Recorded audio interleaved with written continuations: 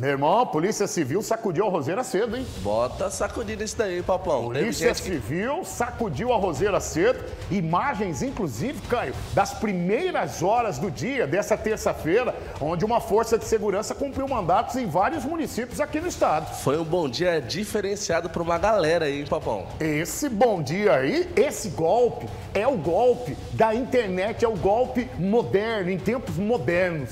Então, a senhora e o senhor já devem estar vendo aqui ao fundo o nosso repórter investigativo, Arthur Garcia, craque dos craques. E ele está ali perto de uma autoridade da Polícia Civil, doutor delegado, que vai trazer informações dessas imagens que a senhora e o senhor já estão vendo. Esse trenzinho aí, varão, onde tem menina, tem mulher, certamente que há quem até empresta a conta para receber dinheiro de golpes no WhatsApp. O Arthur mesmo, que está aqui no telão, lá atrás, quase foi uma dessas vítimas.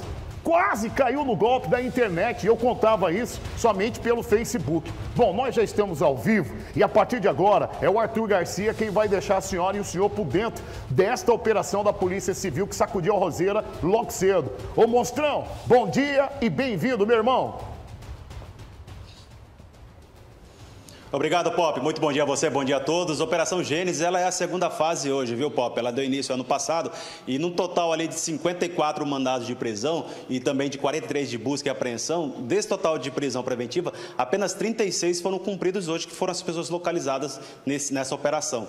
Lembrando, pela imagem que você ressaltou ali, Pop, esse trenzinho dessas mulheres, eu conversei agora há pouco aqui na coletiva com o Dr. Pablo Carneiro, ele disse que a grande maioria são de mulheres envolvidas nesse tipo de crime. Agora ficou aquela dúvida, né? Qual o motivo, doutor, das mulheres estarem envolvidas nesse tipo de crime de golpe cibernético? Bom dia.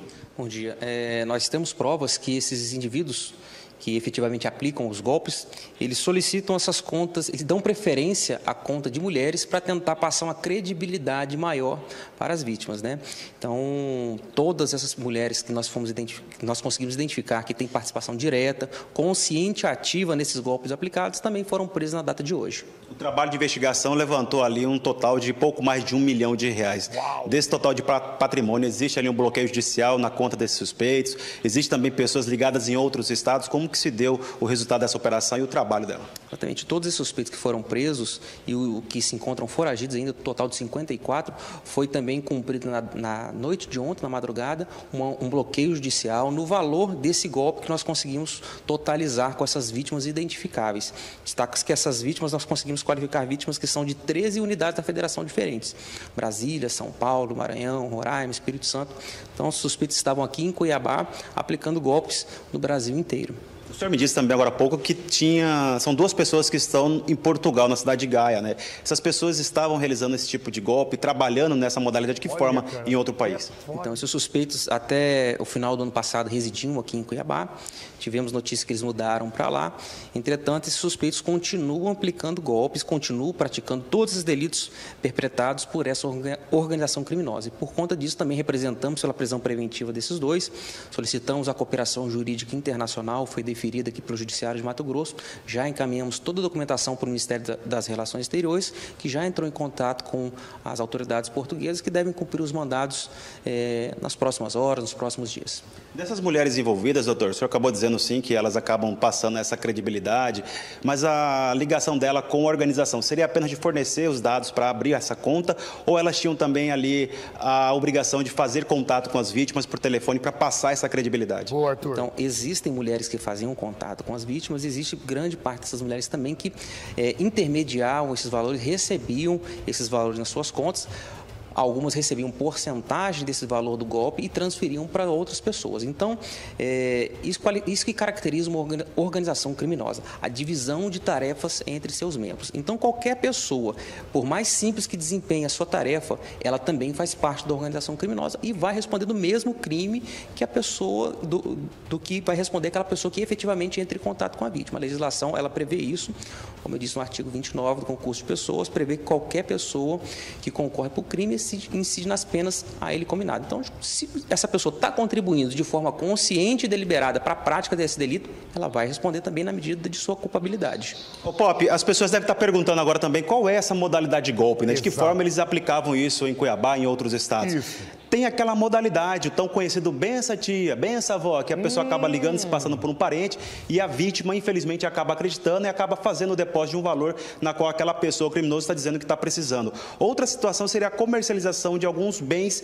que não existem, como carro e também imóveis, doutor. Seria isso? Exatamente. São esses dois principais golpes que essa quadrilha aplicava. E a gente fala que são os dois golpes mais simples, né? Que é o golpe do perfil falso e do falso intermediário.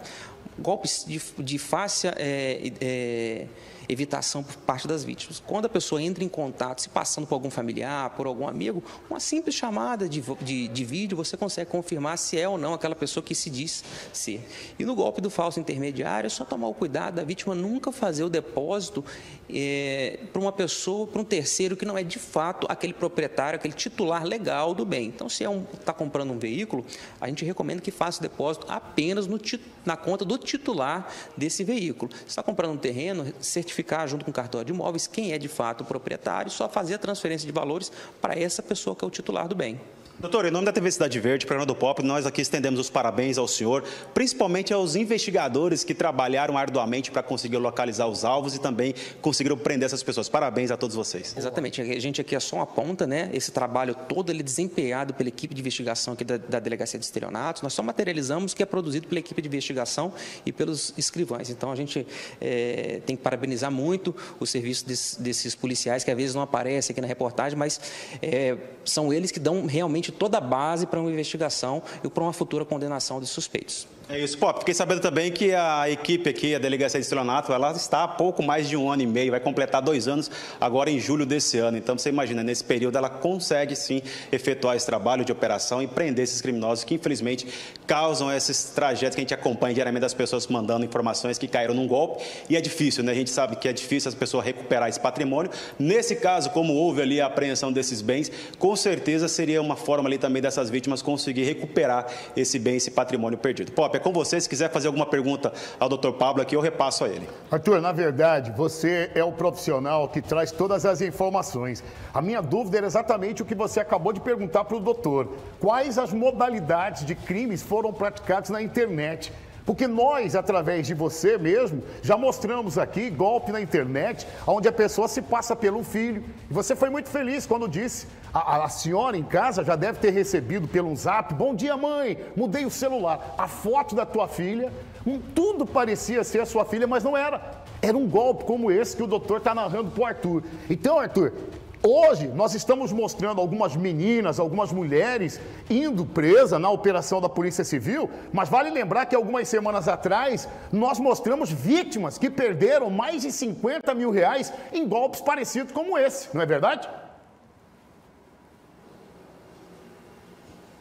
Exatamente, Pop. Doutor, o Pop está falando no estúdio de pessoas que foram vítimas num golpe também semelhante, que perderam 50 mil reais, 60 mil reais. E também existe uma situação importante. Aquela vítima que às vezes acha que não é suficiente realizar um boletim de ocorrência porque não vai ter mais sucesso, é importante nesse momento principalmente, né? É muito importante que toda vítima, por mais que seja um valor pequeno, registre uma ocorrência, que às vezes nós conseguimos identificar essa quadrilha e com essa quadrilha identificada nós vamos buscar atrás todos os possíveis crimes que esses suspeitos praticaram. Então, nesse caso aqui, nós conseguimos identificar de pronto, são pelo menos 20 vítimas, são 20 crimes de estelionato que eles vão responder junto com esse delito autônomo de associação criminosa e de lavagem de capitais. Então, é muito importante que toda vítima que tenha sofrido algum prejuízo, que procure a Delegacia de Estelionatos e registre a ocorrência.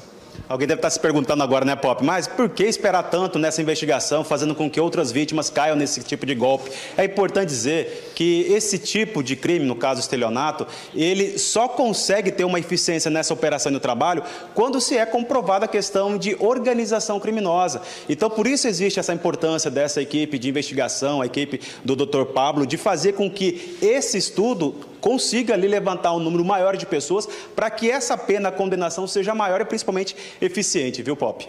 Excelente. Arthur, compartilha aí os nossos parabéns ao doutor Pablo e toda a equipe da Polícia Civil que participou dessa operação. Eu vou continuar repercutindo no estúdio e você tem prioridade assim que tiver mais informações. Volta as imagens lá, pode me tirar da tela, até porque, Caio, o doutor Pablo explicou e muito bem, essas mulheres... E elas tinham a preferência, porque no entendimento do mundo do crime, elas passariam mais credibilidade, uma conta bancária sendo de uma mulher e não de um homem. Verdade, Pop. O crime já é organizado, né? Como você sempre fala. E, Pop, tudo isso é tudo arquitetado para que possa esse golpe dar certo contra o cidadão de bem. Golpe de WhatsApp.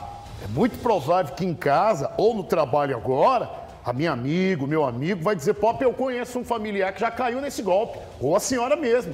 Então, até quem empresta uma conta, e às vezes até para um familiar, o melhor é você saber qual é a origem daquilo que vai ser depositado na tua conta. Para quê, por quê, quem, onde, o doutor explicou muito bem, são todos partícipes do crime que foi praticado.